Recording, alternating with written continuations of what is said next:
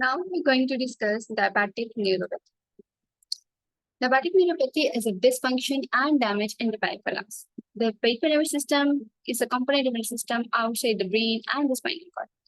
Neuropathy is a progressive loss of nerve fiber function. In diabetic neuropathy, there is a degeneration in type, severity, and distribution of these nerve fiber receptors or neurons, with the degeneration beginning distally and symmetrically, and with the passage of time, it spread to proximal areas. And the result of diabetic neuropathy, there is increased risk of foot ulcers and lower limb amputation, and high mortality rate is seen. Now, the causes of diabetic neuropathy.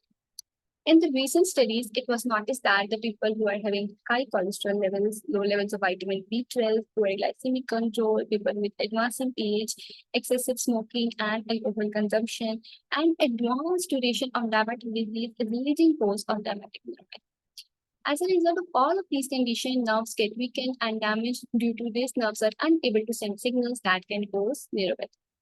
Now, the main symptoms with which the patient present are numbness and pain in the hand and the feet, often on the both sides. Vision problems, muscle weakness, elevated heart rate, excessive sweating, dry, cracked skin, distal and proximal weakness, which will present in the form of foot drop and frequent tripping, is also noticed.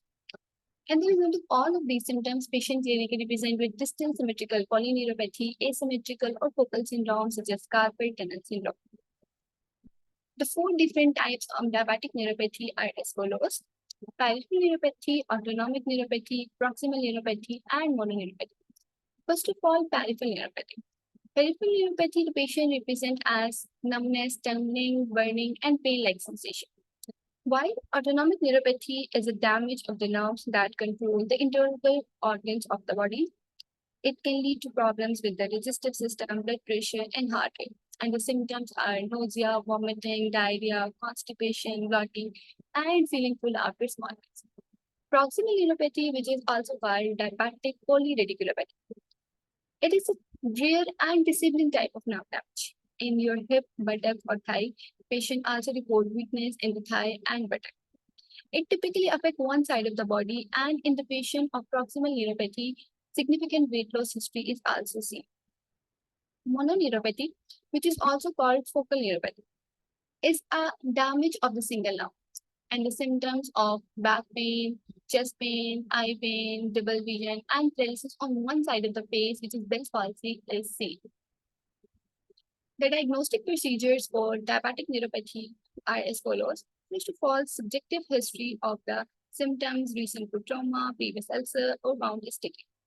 Now, the physical examination of skin condition, foot anatomy, and visceral provision is done. Assessment of touch and pinprick sensation by using cotton wool and stick pins can be done because the sensation are decreased in neuropathic patient. Deep tendon reflexes are also examined, and in most of the cases, they are hyperactive or absent. Nerve conduction studies or needle electromyogram can also be done for the assessment of neuropathy. Now, the staging of diabetic neuropathy. Here are the rating of neuropathy, which is from 0 to 3.